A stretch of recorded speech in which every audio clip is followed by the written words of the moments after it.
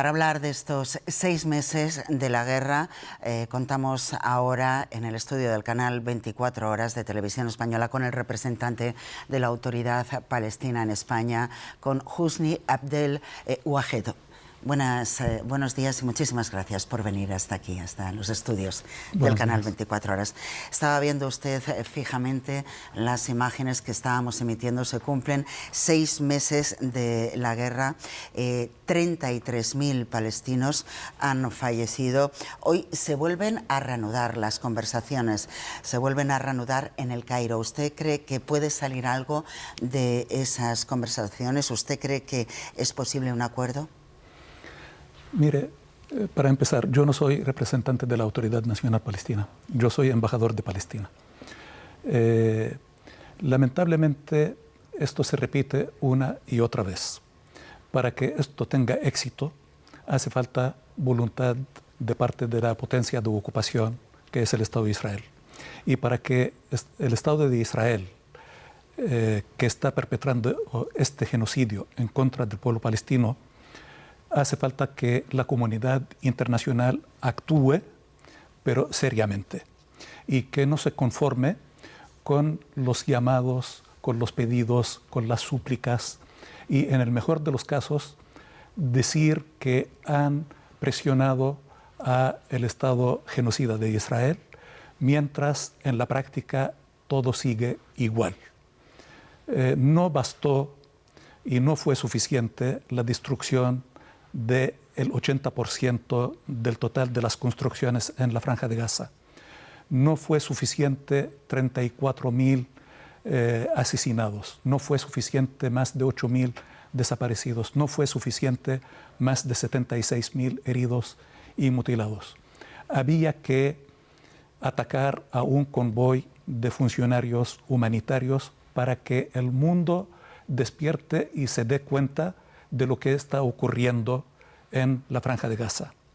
Lamentamos la muerte de los 7 cooperantes, pero la verdad es que sin esta muerte no se hubiera tomado una medida que aún hay que ver si realmente tiene efecto o no, porque el primer ministro israelí tiene al mundo entero de rehén porque él tiene que enfrentarse a juicios por corrupción y seguramente será encarcelado por corrupto. Entonces, perpetrar estos crímenes es su forma de mantenerse en el poder y de esta forma mantenerse fuera de la cárcel. Esperamos que la comunidad internacional actúe como corresponde y obligue a Israel a tener que hacer lo que debe hacer, no solamente por el bien del pueblo palestino, es por el bien de la humanidad y por el bien del propio Estado de Israel, porque con sus políticas y sus prácticas no deja ninguna salida negociada. También tenemos que remontarnos, señor Wahed, a ese 7 de octubre, cuando Hamás irrumpe en una rave, en una fiesta. Bueno, pues ahí hay muchas personas que fallecieron y también personas que fueron secuestradas.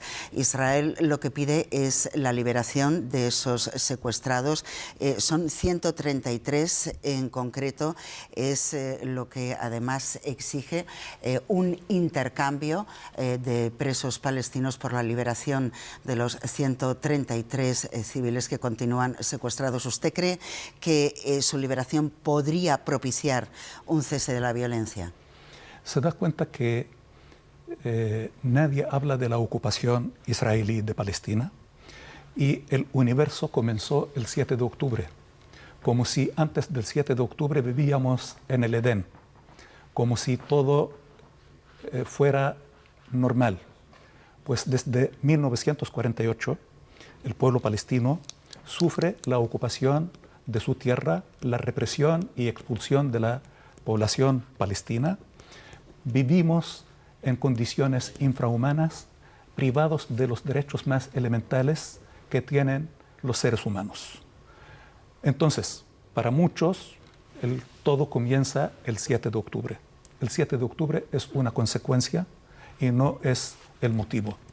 Lógicamente, nosotros lamentamos la muerte de cualquier ser humano y hubiéramos preferido, y de hecho desde el año 1988, la OLP ha optado por la vía pacífica de lucha y por el diálogo y las negociaciones. Pero lamentablemente el Estado de Israel tiene algo preparado siempre para abortar cualquier intento de una solución negociada. En el año 93 se firmaron los acuerdos de Oslo, que en su momento fueron una especie de ventana de esperanza. Fue un acuerdo marco que prometía, pero lamentablemente Israel al poco tiempo, a los 2 años, asesinó a su propio primer ministro que había firmado los acuerdos de Oslo, y desde entonces ha habido un retroceso permanente de lo poco que se había logrado, y se aprovechó esta paraguas, los acuerdos de Oslo, para profundizar la ocupación y consagrar la ocupación, ampliar los asentamientos. Y algo constante en la política israelí es anexar más territorio y expulsar más población palestina. No me ha contestado la pregunta. ¿Podría haber un canje, podría haber un cambio, podría haber una liberación de los rehenes por, por liberación de presos palestinos? Ojalá quisiéramos esto, pero yo tengo serias dudas si realmente el Estado de Israel está interesado, o el gobierno fascista de Israel tenga real interés en la liberación de sus propios rehenes. Pues sabrá que desde el 7 de octubre hasta ayer, Israel secuestró 8.800 palestinos y nadie habla del secuestro de los palestinos. Solo valen los 134 rehenes que tiene Hamas. ¿Y este nuevo intento que se abre en el Cairo entonces va a quedar también como en agua de borrajas? Yo tengo que ser optimista y yo espero que realmente la presión internacional surta efectos. Ojalá, pero quien tiene el sartén por el mango es el Estado de Israel, porque es la potencia ocupante y es quien está perpetrando el genocidio. El objetivo de las negociaciones no debería ser solo la liberación de los 134 rehenes israelíes, porque hay un pueblo entero que está siendo masacrado y aquellos que se salvan de los bombardeos mueren de hambre. Y esta hambre no es producto de una catástrofe o de la pobreza. Esta hambruna es producto de una política sistemática del Estado de Israel que la anuncia. Y lamentablemente la comunidad internacional se conforma con maquillar la muerte, porque tanto Estados Unidos, Gran Bretaña y otros hasta el día de hoy no piden un cese del fuego, simplemente claman una pausa humanitaria para la liberación de los 134 rehenes. Y no importa lo que pasa con el pueblo palestino. Quieren que los palestinos mueran con la barriga media llena, pero que sigan muriéndose. Sí, porque como usted está comentando, hace unos días Israel atacó un convoy con ayuda humanitaria de la ONG del cocinero español José Andrés. Llevaba comida al norte de la franja, allí miles de personas apenas pueden comer. ¿Usted cree que se está usando el hambre también como un arma en esta guerra? Es más que evidente. Yo les pido que por favor se remitan a las propias declaraciones de los dirigentes israelíes. Cuando el ministro de Defensa israelí anunció que iban a cortar el suministro de agua, de electricidad, de medicamentos, de comida, de combustible. Lo anuncian y lo defienden y no quieren poner fin a la guerra. Y cuentan con el apoyo de Estados Unidos, Gran Bretaña y otros, porque si realmente la comunidad internacional quiere poner fin a esta guerra, primero deben dejar pasar una resolución del Consejo de Seguridad que exige el fin de la agresión y de la masacre. Luego, que dejen de entregarle armas con que están perpetrando este genocidio. Esto es un engaño lo que están haciendo ciertos países. Nosotros creemos que la solución es posible siempre y cuando haya voluntad de aquellos que protegen y blindan al Estado de Israel. La hambre está siendo usado como arma y esto fue anunciado. Lo poco que llega, inclusive cuando llega, bombardean a los civiles que van a buscar comida. No sé si en Occidente llegan estas imágenes de aquellos individuos que van con un medio saco de harina y les disparan sabiendo que llevan en la mano un saco de harina o medio saco de harina. Entonces, el mundo está siendo testigo de lo que ocurre y son pocos los que actúan. Se refería usted a los aliados de Israel en concreto. Estados Unidos sí que le ha dado un toque de atención precisamente después de ese ataque al convoy de la ONG humanitaria del chef José Andrés. Y entonces, a raíz de ese tirón de orejas, Israel ha anunciado que va a abrir un nuevo paso para que entre ayuda humanitaria, pero de forma temporal. También ha anunciado el repliegue parcial de sus tropas en el sur de la franja. ¿Esto podría ser un indicio de que pudiese haber una nueva tregua? Mire, usted lo ha dicho muy bien, ha anunciado, pero no lo ha hecho. Y dudo que lo haga, y algunos se van a conformar con el anuncio. Para nosotros, los anuncios deben ser acompañados con pasos concretos. Tienen que traducirse con los hechos. La apertura de los pasos fronterizos para permitir la entrada de la ayuda es algo que hay que vigilar, observar y comprobar, porque Israel puede anunciar lo que se le antoje y esto simplemente es engaño. Nosotros queremos una vez renovar nuestra confianza en la humanidad, pero no quisiéramos que la humanidad dé la espalda al pueblo palestino. Y cuando hablo de la humanidad no hablo de los individuos, porque confío en los individuos y hemos sido testigos de muchas muestras de solidaridad de los pueblos. El problema es con aquellos que son los que protegen y blindan al Estado genocida de Israel. Porque hay otra cuestión también. Israel ha dicho que nadie les va a parar, que lanzarán una ofensiva sobre Rafah. Ahora mismo allí hay más de 1 millón de desplazados.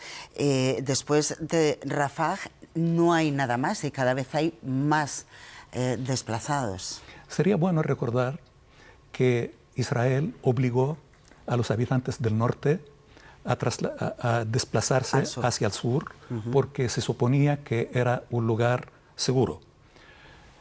En el camino perpetró masacres en contra de la gente que se desplazaba hacia el sur. Luego ataca al sur y ahí hay más de 1,5 millones de desplazados. Y efectivamente después no hay nada. Entonces, esto es algo premeditado y algo planificado. Y el objetivo es la limpieza étnica del pueblo palestino.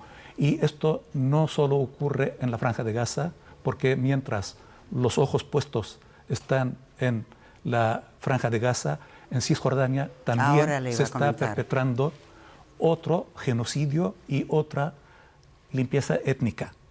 Un proceso continuo desde el año 1948 hasta el día de hoy. Y lamento una vez más decir que la comunidad internacional permite que esto ocurra y mientras Israel anuncia que no va a hacer caso, ¿cuáles son las medidas de la comunidad internacional? En otros casos, las medidas son automáticas y al día siguiente en el caso de Israel, siempre ha actuado de una forma impune y con el blindaje de los grandes actores de la política internacional. Mencionaba usted la situación en Cisjordania porque la tensión se ha extendido también hasta allí. La Autoridad Nacional Palestina se encuentra en una situación un poco complicada, ¿no? En esta parte un poco comprometida. ¿Cómo vislumbra usted la situación? ¿Cree que finalmente Naciones Unidas va a reconocer un Estado palestino? Mire, nosotros confiamos una vez más en el derecho internacional, en las convenciones internacionales, en los instrumentos legales, y por esto hemos acudido siempre y hemos recurrido a estos instrumentos. Pero en este mundo hay diferentes categorías. Estados Unidos actúa como amo y señor y ha anunciado que no permitirá un reconocimiento de Estado palestino independiente plenamente como miembro de Naciones Unidas. Entonces, esto plantea un desafío al resto de los países que sí creen en la necesidad de una solución política, porque esto no tiene otra solución que no fuera política. Los demás países deben traducir también su voluntad y sus anuncios en hechos concretos. Reconocer el Estado de Palestina, convocar una conferencia internacional para implementar la llamada solución de dos estados, que es un concepto engañoso. Hablar de dos estados es un engaño. Hay que hablar del Estado de Palestina, porque hablar de dos estados es poner a palestinos e israelíes en las mismas condiciones. No, hay un Estado de Israel. El que falta es el Estado de Palestina. Las deliberaciones próximamente en el Consejo de Seguridad esperamos que arrojen un resultado positivo, pero a juzgar por los anuncios de Estados Unidos que esto tiene que ser producto de las negociaciones entre palestinos e israelíes, la verdad es que no es nada alentador, porque el Estado de Israel lo dice y lo anuncia que no va a permitir un Estado palestino. Entonces, ¿qué vamos a negociar con el Estado de Israel? Señor Husni Abdel Wahed, muchísimas gracias por haber estado con nosotros en el canal 24 Horas y desde luego aquí desde esta plataforma, por supuesto, abogamos por esa solución política y para que acabe tanto dolor y tanta muerte. Muchas gracias. Ojalá así sea. Muchas gracias.